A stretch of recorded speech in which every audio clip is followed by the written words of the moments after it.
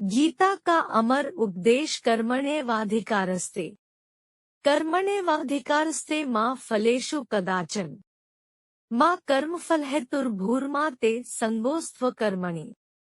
यह गीता का सबसे प्रसिद्ध श्लोक है। गीता विशेषज्ञों का मानना है कि इसमें संपूर्ण गीता में वर्णित कर्मयोग का सार समाहित है। श्लोक का अर्थ इस प्रकार है, हे अर्जुन, कर्म करने में ही तुम्हारा अधिकार है, फल में कभी नहीं। कर्तव्य भाव को ही मुख्य रखो एवं कर्म के साथ फल की अपेक्षा मत जोड़ो। कदाचित यह भी मत सोचना कि जब फल की अपेक्षा ही नहीं करनी तो कर्म किस लिए करना। कर्म तो अवश्य करना ही है। अतः कभी भी अकर्मण्यता में तुम्हारा संग आसक्ति नहीं होनी चाहिए। कर्मयोग का अर्थ है कर्म एवं योग, अर्थात कर्म को इस प्रकार किया जाए कि वह योग बन जाए। जैसे कोई समाधि प्राप्त योगी सर्वथा शांत, समतायुक्त एवं अक्षुब्ध रहता है, वैसा ही यदि कोई व्यक्ति कर्म करते हुए भी बन जाए तो वह कर्मयोगी कहलाता है। सामान्य व्यक्ति फल की इच्छा से कर्म करता है, फल मिलने पर प्रसन्न हो जाता है, न मिलने पर दुखी रहता है। कहीं उसे फल मिलने की संभावना न हो तो कर्म करने का कष्ट ही नहीं करता। कभी बिना कर्म किए ही छल या अनुचित उपाय से फल पाने का प्रयास करता है। इस प्रकार कर्म करने वाले व्यक्ति का ध्यान फल पर केंद्रित रहता है तथा उसके मिलने व न मिलने की स्थिति में क्रमशः हर्ष एवं विषाद से अभिभूत रहता हुआ असंतुलित बना रहता है। यह स्थिति कर्मयोगी की शांत, अक्षुब्ध एवं समतापूर्ण स्थिति से विपरीत बहुत ही हीन एवं अशांतिपूर्ण होती है। प्रत्येक व्यक्ति का जो अपना कर्म है उसी में उसका अधिकार है, अर्थात उसे ही करने का वह अधिकारी है। व्यक्ति अपने परिवार, समाज एवं राष्ट्र के प्रति अपने नियत कर्तव्य को निष्ठा से निभाता रहे। प्रत्येक व्यक्ति द्वारा किए जाने वाले यज्ञ रूप निष्काम कर्म से यह समाचक्र सुचारू रूप से संचालित रहता है। अपना कर्म प्रत्येक व्यक्ति के लिए सबसे महत्वपूर्ण है, न वह छोटा है न बड़ा। पूरी निष्ठा से संपादित तथाकथित रूप से छोटा माना जाने वाला स्वकर्म उतना ही महत्वपूर्ण है जितना किसी बड़े अधिकारी का कर्म। इस प्रकार स्वकर्म से संतुष्ट व्यक्ति स्वयं भी प्रसन्न, शांत व समता की स्थिति में रहता है तथा उसके कर्म से परिवार, समाज व राष्ट्र भी लाभान्वित होते हुए सुव्यवस्थित रहते हैं। जब व्यक्ति इस कर्मनिष्ठा को उपेक्षित कर फल की कामना से प्रेरित होकर कर्म करने लगता है, तब उपर्युक्त सारी स्थितियां पलट जाती है। इस प्रकार सकाम कर्म करने वाला व्यक्ति स्वयं भी अशांत रहता है तथा समाज का भी भारी अहित करता है। इसलिए कहा गया है कि फल में अर्थात फल की आसक्ति में व्यक्ति का अधिकार नहीं है। वस्तुतः वह इसके लिए अधिकृत ही नहीं है। भगवद गीता और महाभारत।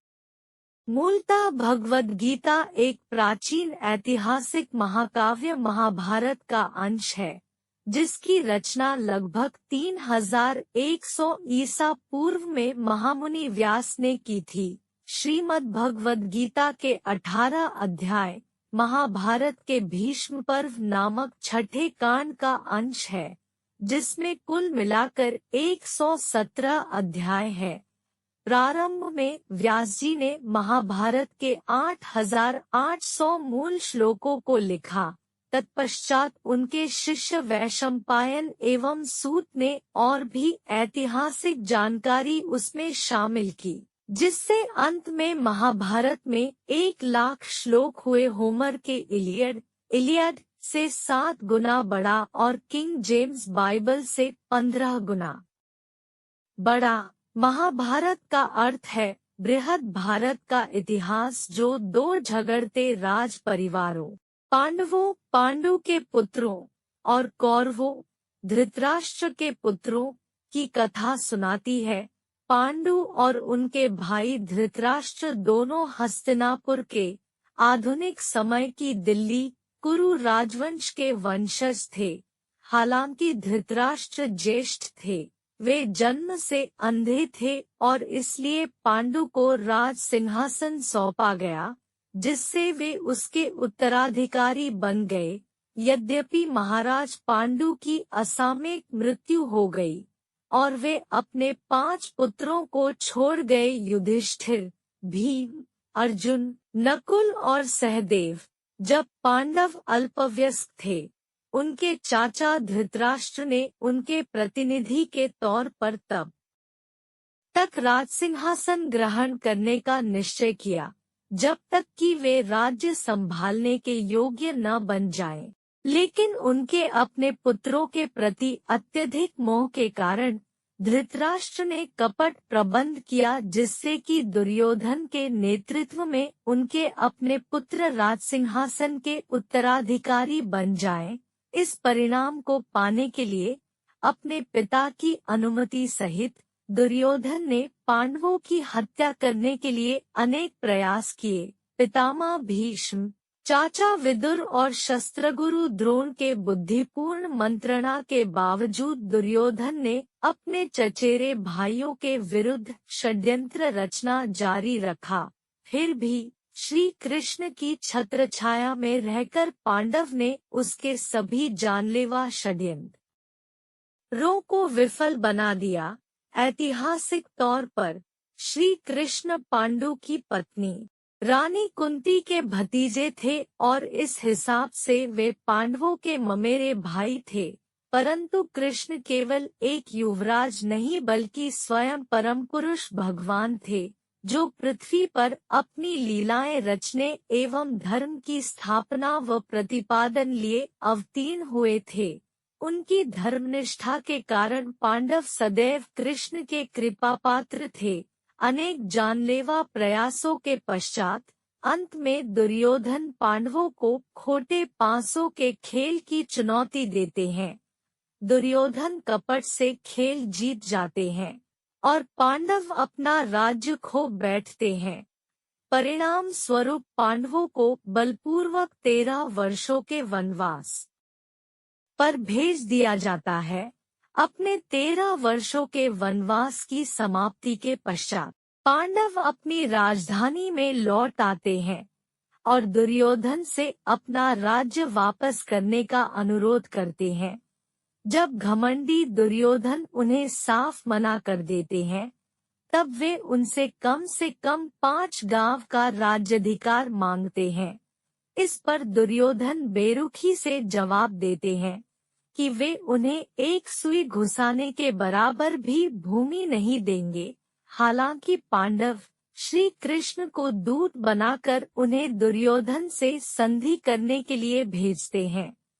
फिर भी दुर्योधन उनकी एक नहीं सुनता। आका युद्ध अब अनिवार्य हो चुका था।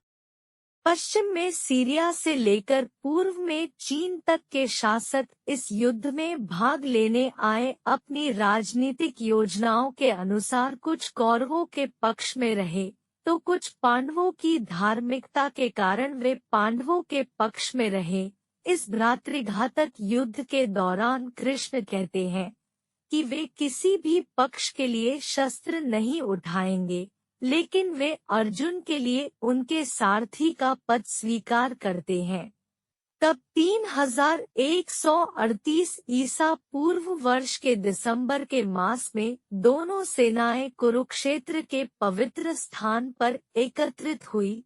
वामन पुराण में कुरुक्षेत्र के महत्व का वर्णन है, जिसमें कहा गया है कि कैसे पांडव और कौरव वंश के पैतृक कुलपति धर्मपरायण राजा कुरु ने कुरुक्षेत्र में घोर तपस्याएं की थी। इस कार्य के लिए कुरु को 2 वरदान दिए गए थे। पहला वर यह था कि उस क्षेत्र का नाम कुरु के नाम पर रखा जाएगा और दूसरा यह कि जो कोई भी कुरुक्षेत्र में देहत्याग करेगा उसे स्वर्ग की प्राप्ति होगी। श्रीमद् भगवद गीता का प्रवचन कुरुक्षेत्र में युद्ध के पहले दिन हुआ था, जब दोनों सेनाएं युद्ध के लिए तैयार होती हैं। दृष्टिहीन धृतराष्ट्र अपने राज दरबार में अपने वफादार सेवक संजय के साथ बैठते हैं और उनसे प्रश्न करते हैं कि धर्मनिष्ठ पांडव क्या कर रहे हैं। महामुनि व्यास के शिष्य संजय को दिव्य दृष्टि का सौभाग्य प्राप्त था, जिससे कि वे रणभूमि से दूर हस्तिनापुर में बैठकर ही युद्ध को देख सकते थे। संजय फिर वृद्ध राजा को श्री कृष्ण और अर्जुन के बीच हुए पावन वार्तालाप को सुनाते हैं। इस प्रकार भगवद गीता को संजय ने सुना और मानव जाति की आध्यात्मिक भलाई के लिए उसे धृतराष्ट्र को दोहराया।